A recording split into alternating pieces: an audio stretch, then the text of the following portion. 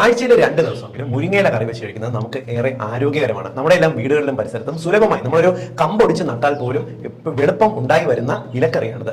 മുരിങ്ങയില നമ്മൾ ആഴ്ചയിൽ 2 ദിവസം കഴിച്ചാൽ ഗുണമെന്ന് പറയുന്നത് ഏകദേശം 20 ഗ്രാം ഒരു പിടി മുരിങ്ങയില നമ്മൾ കഴിച്ചു കഴിഞ്ഞാൽ ഏകദേശം 2 ഗ്രാം പ്രോട്ടീൻ അതിനകത്തുണ്ടാവും. ഉയർന്ന അളവിലാണ് ഫൈബേഴ്സ് ഉള്ളത്. വൈറ്റമിൻ B6 സമൃദ്ധമായിട്ടുണ്ട്, മുടിക്ക് നല്ലതാണ്. വൈറ്റമിൻ സി ഉയർന്ന അളവിൽ അടങ്ങിയിട്ടുണ്ട്. വൈറ്റമിൻ എ നമ്മുടെ തലച്ചോറിന്, സ്കിന്നിന്, കണ്ണുകൾക്ക് നല്ലതാണ്, അവ ഉയർന്ന അളവിൽ അടങ്ങിയിട്ടുണ്ട്.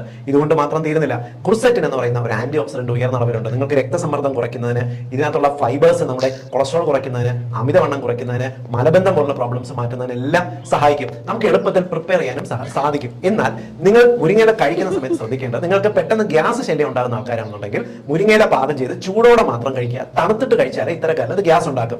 IBS ടെൻഡൻസി ഉള്ളവർക്ക്, അതായത് ഇടയ്ക്കിടയ്ക്ക് ടോയ്ലറ്റിൽ പോകണം എന്ന ടെൻഡൻസി ഉള്ളവരാണെങ്കിൽ മുരിങ്ങയില കഴിച്ചു കഴിഞ്ഞാൽ അവർക്ക് ഈ പ്രോബ്ലം കൂടാൻ സാധ്യതയുണ്ട്. ഇത്തരക്കാര് മുരിങ്ങയില ഒഴിവാക്കുക. ബാക്കിയുള്ളവര് ചൂടോടുകൂടി, അതായത് പാകം ചെയ്ത് ചൂടോടുകൂടി മുരിങ്ങയില രുചികരമായി കഴിക്കാം.